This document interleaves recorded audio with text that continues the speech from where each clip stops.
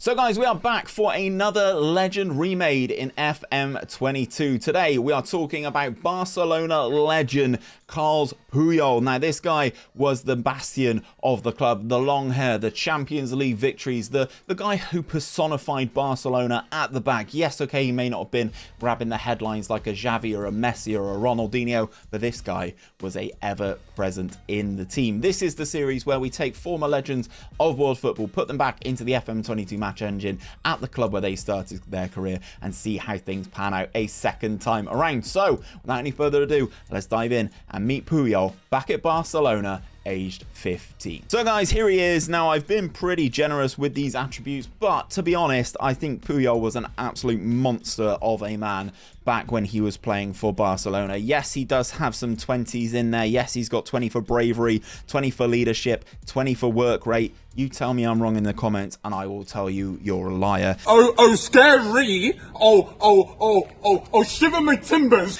He has great stamina, great strength already. He's only 15 years of age.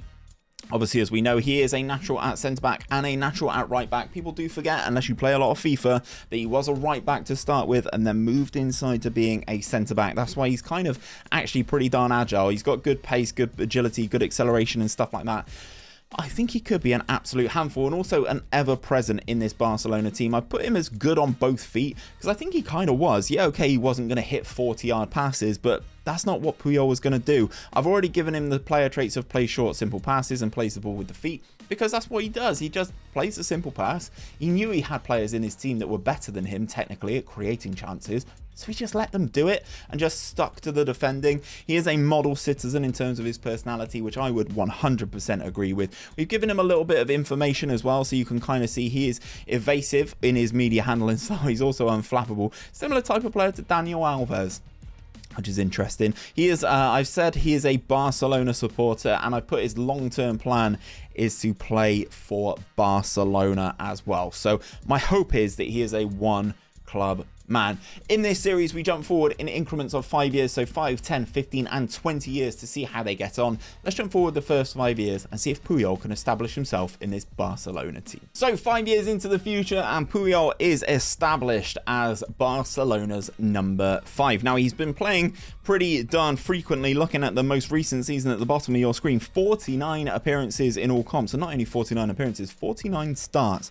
His teamwork and stuff like that has gone down, which is very, very interesting to me.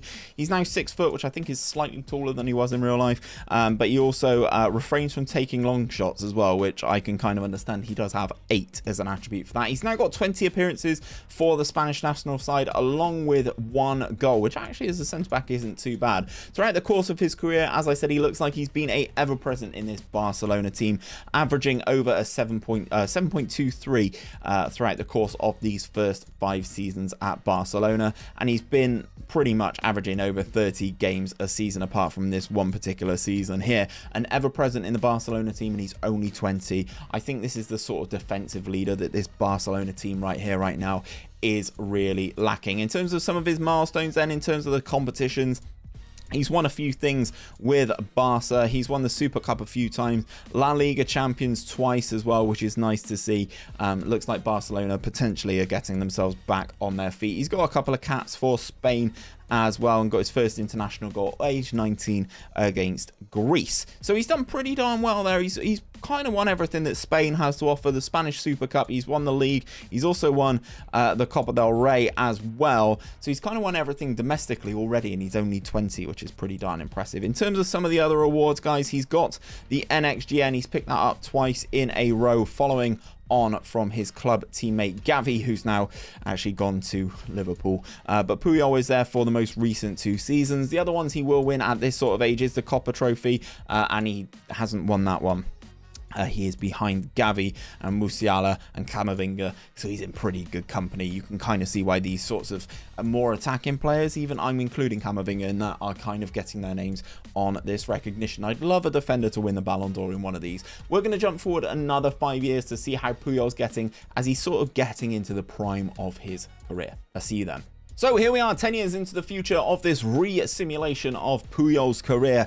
25 years of age, 71 caps for Spain now in just the 2 goals, but he is a centre-back, so I'll allow it. He is currently wanted by Manchester City. I'd be intrigued to see if he actually does leave and go to Man City or go anywhere else. It looks like, again, he has been an ever-present in this Barcelona side. His attributes look like they've kind of just maintained, to be honest, which, to be honest, is a very good level, so I'm not actually too worried about it. In terms of his career stats for Barcelona, obviously the last 5 seasons are the ones we need to look at, so 2026 onwards, again, done very, very well, averaging over 32 games per season for them, and he's chipping in with a couple of goals and a couple of assists, but that average rating is still very, very high, and in that most recent season, averaging a 7.33 throughout the course of the year is very, very impressive for a man of this stature. Whilst he's been at Barca, have they continued to win things in the league?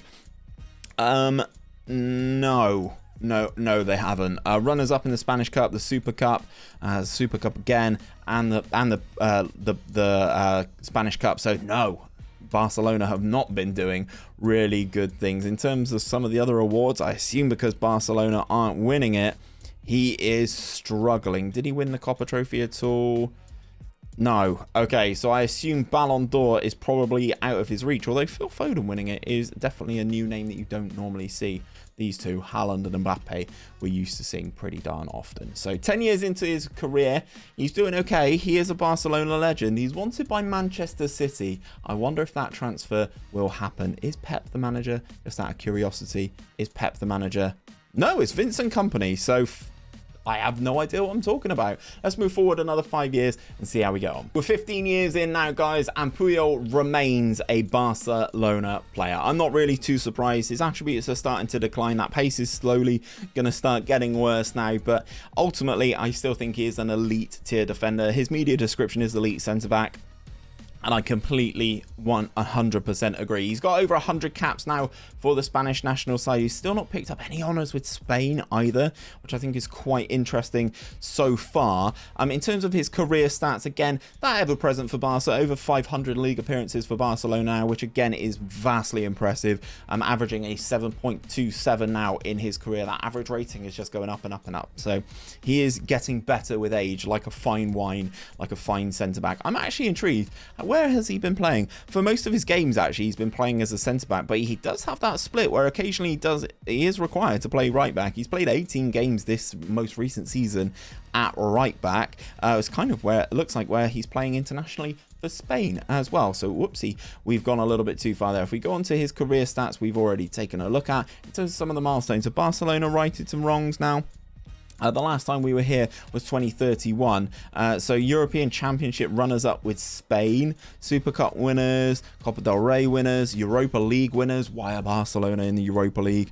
Super Cup runners-up, Copa del Rey winners. So he's won some honours, but I assume in terms of the individual stuff, he's definitely not going to be in with a shout. No honours there for him, but obviously this is kind of really weighted towards forwards, so let me know down in the comments if you think that's fair, if the Ballon d'Or favourites should all be forwards, or if you think they should be somebody different. Let me know down in that comment section. We've got one more stop on this trip for Puyol and his career re-simulation as he's turning 35, so let's see how he's getting on towards the end of his career. So Puyol is at the tail end of his career here, and he's about to transfer to somewhere else. After spending 20 years of his career at Barcelona, he is now about to transfer to Arsenal, which I don't know how that's gonna impact his career, but we will not find out. We're only going to call it at the 20-year mark. But it looks like he is leaving for Arsenal on a free transfer. His contract was up in 2041, and Barcelona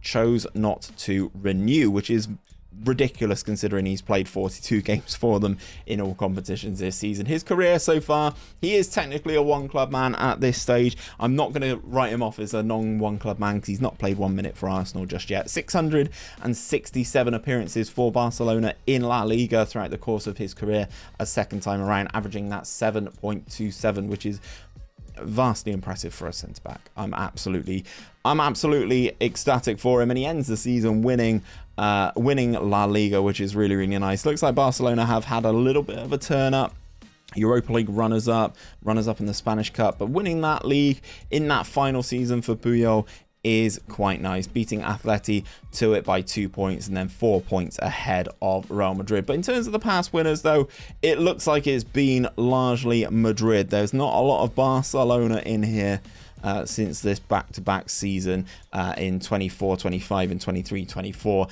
Lots of third place finishes for Barca, so maybe something that Puyol would need to work on. Anyway, he is heading over to Arsenal. In terms of some of the other stuff, has he been in the FIFA Pro World 11? So this is the most recent season, is it? Yeah, 2040, not in there at the moment. A lot of new gen faces in here. If we go all seasons, has he made it in?